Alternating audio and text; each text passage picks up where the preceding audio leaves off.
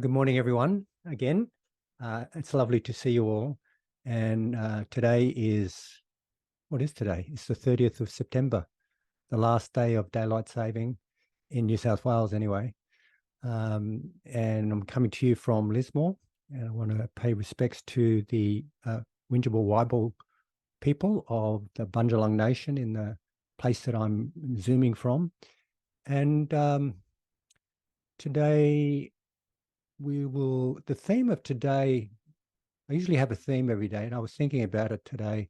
I think the theme would be, if anything, heedfulness or mindfulness of our actions, being careful to have wise actions, to perform wise actions and not perform unwholesome actions. So that's the theme. As you know, we'll have right now a bit of an orientation and kind of some instructions for the day, a bit of an outline for the day.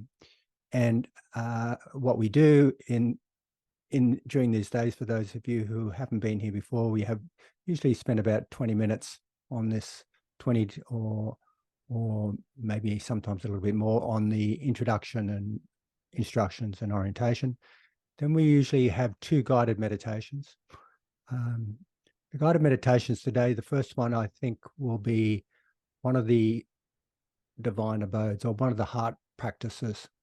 And the next one will be basically a mindfulness practice, I think, with an inclination to becoming aware of air element at the nose tip. In other words, mindfulness of breathing.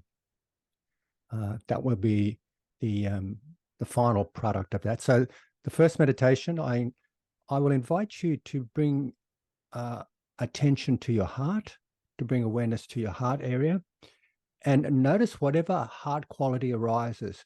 And I will instruct as if warm benevolence is arising, meaning metta. But if you find another heart quality arising, well, we just go with that, or a combination of heart qualities arising. I'll encourage you to just go with that particular quality. The other heart qualities that could arise could be compassion, could be appreciative joy, could be peacefulness or equanimity. It could be gratitude. It could be forgiveness, or it could be just a deep peacefulness, which I equate with equanimity. So something about the heart qualities is that they are stimulated by particular categories of people. That's one way we can rouse them. With warm benevolence, the type of person that rouses that, the recollection of a type of person, or thinking about a type of person in our life that will arouse warm benevolence. The type of person is either a teacher or a young person, or a pet, or someone who we feel warm towards, affectionate towards, someone we feel very friendly towards, someone that sparks our heart, a smile in our heart. So, as I said, that could be a teacher or a friend or a child or a grandchild or a place or a pet, something that rouses that kind of smiling sense of happiness in your heart. The person for compassion is one person and not masses of people, although it may shift to that. Initially, it's one person who's suffering, and that could be yourself, or it could be another person or another being. The person that we think of for appreciative joy is someone who has good virtue, or someone who is naturally cheerful and happy, someone who we admire, someone who has very good qualities. someone we respect. So, you know, I often think of, I mean, His Holiness the Dalai Lama is a classic example, or there's particular mentors that I've had that, you know, really respect, and they rouse a sense of joy in me. And so I tune into their joy so I can have an appreciative joy. So that's the being for appreciative joy. The being for the person, or the being for equanimity, is someone we have neutral feelings about, surprisingly. It's someone who that we're neither attached to, you know, we neither have aversion towards, nor you know, strong attraction towards. It's someone who is, we can sort of step back from emotionally in many respects. Where I work over a used to be a busy road. It's not so busy these days since the flood, but it used to be a busy road, Molesworth Street in Lismore. And I could ask my clients or my patients to look outside the window and look at the people walking across on the opposite side of the road, and just imagine how they come to be as they are. And the result of that would be, well, you know, they're born, have particular genetic background, they have a particular upbringing, they have a whole range of conditions and contexts and causes for the way they are, many of which are completely beyond their control, as well as their decisions and the actions they make. And so the result is the way they are right now, as they are walking across the road. And I ask my patients or my clients to say, well, what sort of feeling arises with that? Is there a sense of matter-of-factness? Oh, this is just the way it is. And often they say, yes, there is. And I say, well, use that as a stimulant for equanimity. So that's the person traditionally the person to cultivate equanimity is the neutral person, someone we can sit back without emotional engagement and see that this person is the result of their you know, many conditions coming together, including their actions, including the decisions. So with gratitude, it's someone who, I mean, it can be ourselves again. It's very similar. I think gratitude and appreciative joy are kind of almost similar, but I would say that they're like cousins to each other. Yeah, there's a great similarity, but the experience of them differs slightly. There's a different vibration or feeling to them.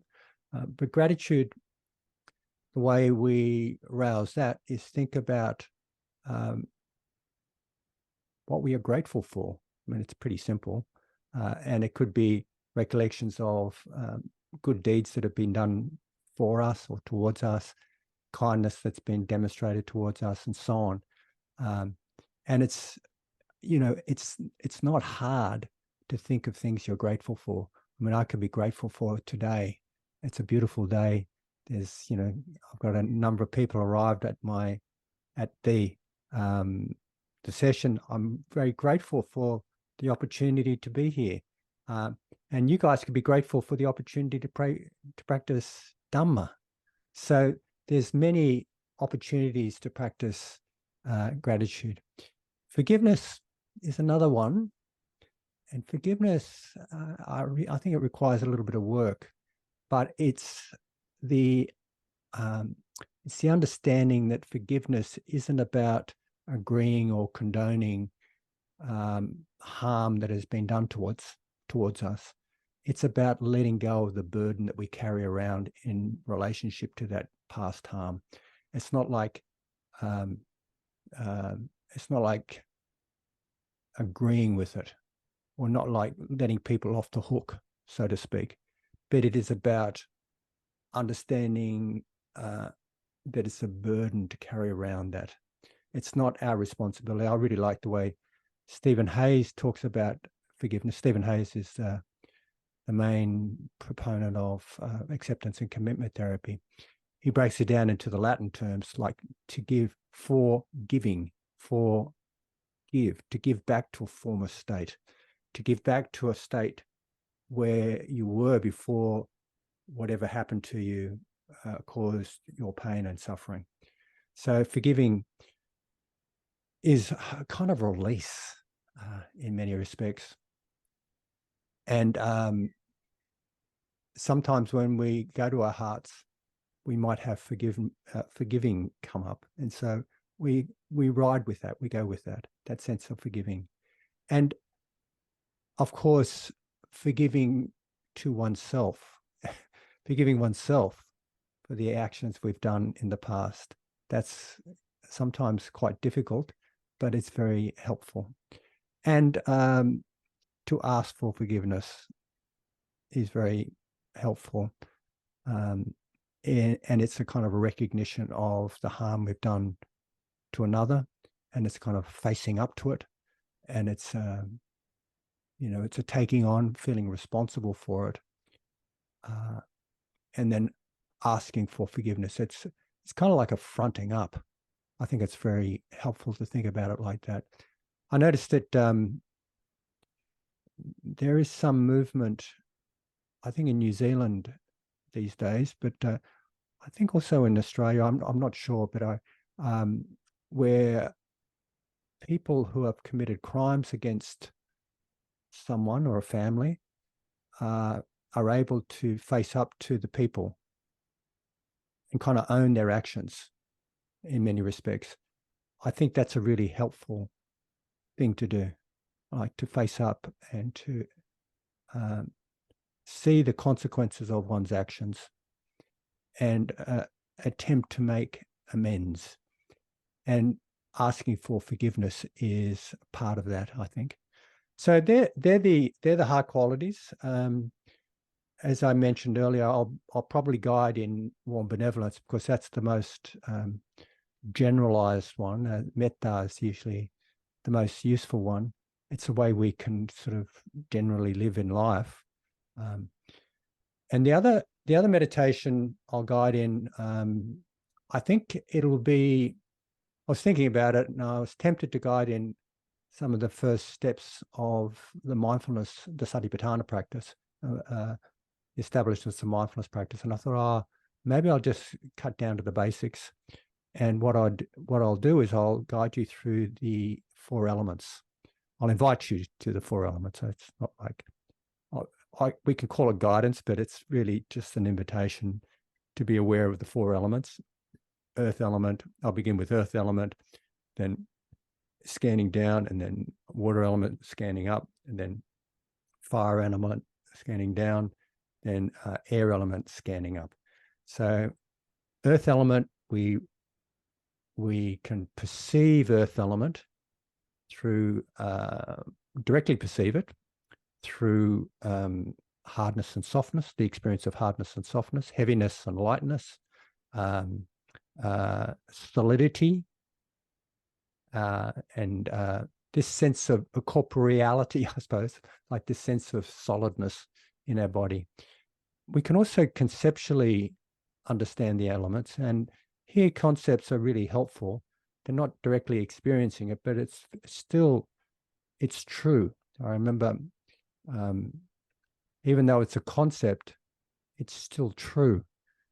Just on an aside, I remember my teacher in Thailand, he recommended that when I ate my food, I imagined it going through my body and, what would be the result of it coming out in the toilet.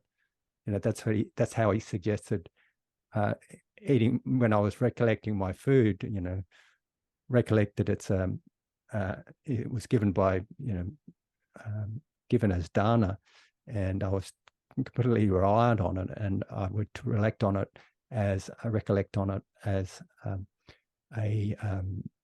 a vehicle to help me through the spiritual life. And I was also to recollect on its interdependence, not only how it came to be in the bowl, but also what happened to it as a result of eating. And I said to him, but that's just a concept. That's not the reality of what's going on. It's just a concept. And he retorted me and he said, but it's true. It's a true concept. So So I took that on, and I realized that it was quite true. So we can use concepts as we recollect the elements of our body, like coming into the body. So we can have a concept of earth element, although it's quite easy to experience directly earth element. And we can feel it in the hardness of our body against our cushion or our chair and so on. And water element, sometimes they say that you can't directly experience water element, but I disagree. And I think Analio disagrees as well. When I approached him one time and I was talking to him about water element, this is on a retreat I did with him in 2018. When I said I can feel water element, I can directly experience water element when I feel the dryness of my hand or the stickiness of my hand. And I can also directly experience water element when I move my tongue around my mouth, this slipperiness. So water element is it is fluid. It's knowing that our body is filled with blood, urine, pus, phlegm, synovial joint fluid, and so on. And it's we can directly experience it by feeling dryness, stickiness, or slipperiness. Okay, so that's water element. Fire element is pretty easy to directly experience. And that is, it's the experience of temperature. We can feel the temperature. Like I just put my hand on my forehead and my hands are cold. My forehead's a bit warmer. And there's a distinct feeling. I can feel the warmth and the cold at the same time. It's very strange. It's very interesting. But that's an experience of, and you do that, wow. You do that, I put the palm of my hand on my forehead. My forehead's a bit warmer than the palm of my hand. It's kind of interesting. So, but we can directly experience warmth or cool and so on. That's fire element. And then air element is movement. It's like the wind. Like wind moves and it kind of pushes. This is, we can directly experience air element when we feel chi, for example. I don't know if any of you have done Tai Chi and you move your hands and there's a feeling of, oh, look at that. This automatic function with, it's just I put my hand up and it put my hand up. So silly. I'm going to be careful how much I use my hands. So so air element or wind element is the feelings of vibration or movement, energy moving through the body. And we can directly experience air element when we breathe, for example, at the rising and falling of our abdomen, for example, like as a stretching and as a contraction. We can also feel air element as we are mindful of the breathing, say at the nostrils, where we can feel the air passing our nostrils as sensations.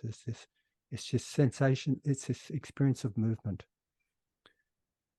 So I'll invite you to practice that, and then I'll stay with the air element as we become mindful of the breathing at the nostrils, if we can, or if you can't really experience it at the nostrils, you're invited to experience it somewhere in your body, like the feeling of the breath rising and falling. And I'll switch to a kind of a concentration practice here, but I'm inviting you to be mindful at the same time, being present with the experience, being up close to the experience, tracking it, seeing along with it. So we're practicing mindfulness, and we might just leave it at that, or depending on how we're going, I might encourage you to, or invite you to be aware of the brightness of your mind, brightness of awareness. And this could segue into another meditation. You might choose to do this one by yourself later. And that's a kind of a meditation of just being still and present and in awareness, and noticing things come into awareness but not attaching to them. And the analogy that I've been reading about with listening, I'm actually listening to a book called Stillness Flowing by Achan Yasaro, and it's the life and teachings of Achan Chah. It's such a fantastic book, but he mentions some of the meditations he does as taking up a seat in a room, and I could think of a kuti, for example, as we talked about on the retreat, or say a large spacious room with 6 doorways, and there's only one seat, and things come in, people come in, all sorts of experiences come in the doorways, but they don't take up the seat because you're occupying the seat, and you don't shift off the seat. You're just there, present, still, noticing all the experiences come and noticing them change and go. So that's a really wonderful meditation. So what we're doing with the before that is building up an awareness, building up concentration. And then this particular stance of being mindful or taking the seat, I think it requires a significant amount of concentration, like a buildup of concentration, so you can be present and still. And then turning on awareness, like making it, stabilizing yourself in that awareness, and things come and go. Okay, so is there any questions about all that? Okay, so I'll remind you that the meditations will probably be half an hour each or something like that. I'll endeavor to have some silence there, so I'm not kind of burdening you with my voice too much. And then we'll have a break at about 20 to 11 or quarter to 11 for, oh yeah, okay. The book is Stillness Flowing, the life and teachings of Achan Chah, and I'd recommend to get the audio version. You can get it as a podcast, because if you actually buy the book, it's outrageously expensive, but they give it away for free. You can get the PDF for free, and you can get this beautiful audio as a podcast, and it's I can't remember the site you get it from, but I can give you that site a little bit later. It's one of the monasteries. Okay, so our agenda for this morning is now. We'll finish it. I'll wind this up in a few moments. Then we'll have a metta meditation or a heart qualities meditation, whatever heart quality comes up for you. Then we'll do I'll invite you to the awareness of the elements, then awareness of breathing, and then, depending on how we're going, just taking your seat up. There it goes again. My hand is raised. Just taking your seat and being present and unshaken in your sitting, being aware of experiences coming in the room and moving out the room of your awareness, the space of your awareness. After the meditations, we'll have a break for 15 to 20 minutes. 11 o'clock, I'll give a Dharma talk. The Dharma talk, the theme of the Dharma talk, or the title of the Dharma talk, is karma and the importance of ethics. And this is a repeat of a Dharma talk I gave on Wednesday night, which is recorded and already up on my YouTube, but it's a bit of an extension of that same Dharma talk. I gave that Dharma talk at the Kuan Yin Center. And then we'll have a break for lunch after the Dharma talk, and after some discussion, have a break for lunch at 12:30 to 1:30. Then 1:30 to 3 o'clock, we'll have 2 more sits, or 1 sit if you want to just blend it over, or a sit and a walk. And then from 2:30 to 3, we'll have Dharma discussion. Okay, So thank you very much. I'll just stop this now and start it up again with the next meditation.